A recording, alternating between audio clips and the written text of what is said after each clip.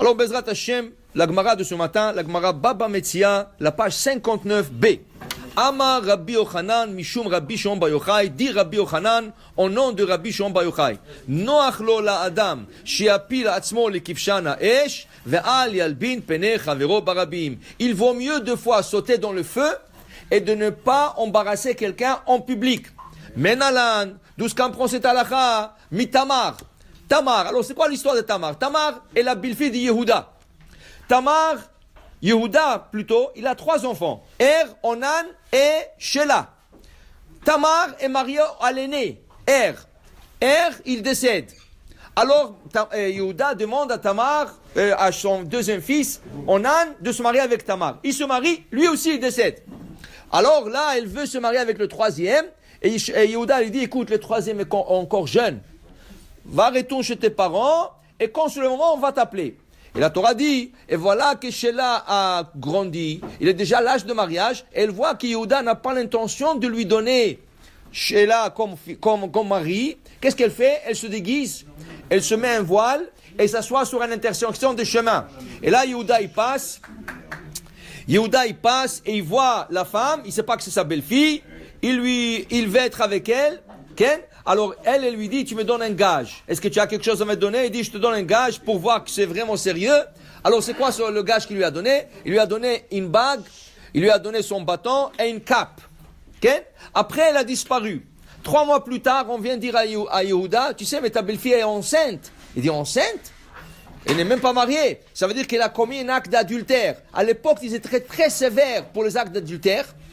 Alors ce qui est arrivé, tout de suite, Yehuda, il forme un tribunal. Qui fait partie de ce tribunal? Qui sont les Dayanim? Yehuda, son père, Yaakov Avinu, ses frères, Reuven, Shimon, Lévi, Yehuda, tout le monde sont, et Am Israël, il y a beaucoup de juifs qui viennent pour voir. Et là, la fille, Tamar, est condamnée à mort. Srefa, pour la brûler. Parce qu'elle a trompé. Pourquoi Srefa?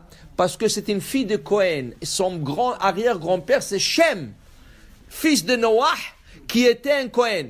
Et la Torah dit, Ubatish Cohen qui techel iznot, ba'esh tisaref. Une fille de Cohen qui a commis un acte d'adultère, quand elle est condamnée dans un tribunal, ba'esh tisaref. Qu'est-ce qui est arrivé? Elle ne veut pas dévoiler que c'est son beau-père qui est responsable. Elle dit, écoutez, elle a sorti la bague, elle a sorti le bâton et la cape, elle a dit, la ish asher elelo anochi hara. Je suis enceinte de l'homme à qui appartiennent ces 3 objets. Yehuda, il voit les objets, il a reconnu, et tout de suite, devant tout le monde, devant son père, devant ses frères, devant tout le monde, dit, ah, Mechila, mais c'est moi, le père de ces enfants-là. Elle était enceinte de jumeaux. Elle était prête à recevoir sur elle la punition de rentrer dans le feu pour ne pas embarrasser Yehuda, qu'en ce moment-là était devant son père, ses frères, Am Israël, et ne voulait pas lui faire honte. De là, on apprend, des fois, il vaut mieux de sauter dans le feu et de ne pas embarrasser quelqu'un en public. Elle allait l'embarrasser en public, elle a préféré de ne pas le faire et sauter dans le feu. Baruch Hashem, elle a été sauvée grâce que Yehuda était assez fort de dire, Mimeni, Tzadeka, Mimeni. Elle c'est un tzadeket, elle a raison, c'est moi le responsable. Et là, Akadosh Baruch Hu lui dit à Yehuda, tu sais Yehuda, qu'est-ce que tu viens de faire maintenant? Tu viens d'admettre et ne pas avoir honte. Le peuple d'Israël s'appelait jusqu'à cette époque Béné Israël. Béné Israël. À partir de là, on va s'appeler Yehudim, à cause de Yehuda.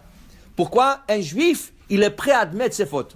Si tu n'admets pas tes fautes, ça veut dire qu'il te manque quelque chose. Un juif, de temps en temps, il faut qu'il dise Chatati, Awiti, Pashati. Oui, Yehuda, il a admis. Oui, ça lui a fait honte, une grande honte. Mais il a admis. Ici, la Gemara te dit, alors voilà, qu'est-ce qu'on apprend de ça?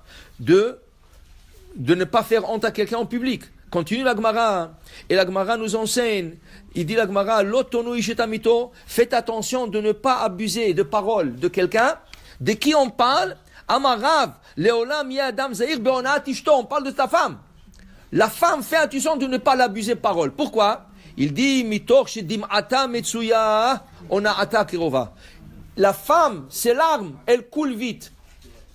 Les larmes de la femme coulent vite. Et miyom shenecha bet hamikdash, dit Rabbi Elazar, nin'alu sha'arei tefila. De passer dans le ciel avec ta prière, c'est difficile, mais de passer dans le ciel avec les larmes, c'est plus facile. Alors la femme, quand elle pleure, Dieu écoute. Alors fais attention de ne pas abuser de paroles de ta femme. Tu lui dis, ah, tu es agressif, comme tu manges pas. Et tu lui dis, ah, pourquoi tu as acheté ça? Tu sais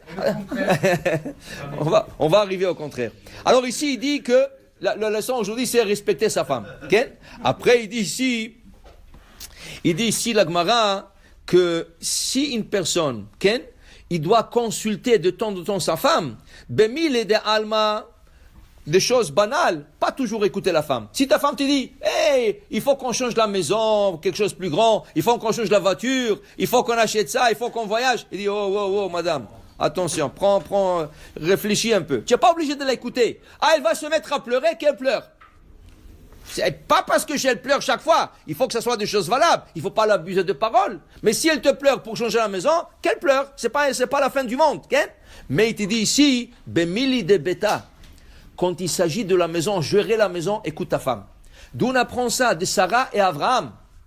Sarah, elle demande à Abraham, Garesh et Benahama. On va renvoyer Ishmaël de la maison. Abraham dit non.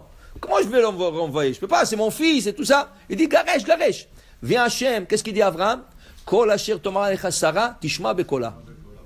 Écoute Sarah, qu'est-ce qu'elle te dit? Parce qu'ici, il s'agit de l'éducation. Ici, il s'agit de gérer une maison cachère, pure. Okay? Et Ishmaël commence à faire des problèmes avec Yitzhak. Alors il lui dit, renvoie, sépare-le d'eux, on va Ishmaël.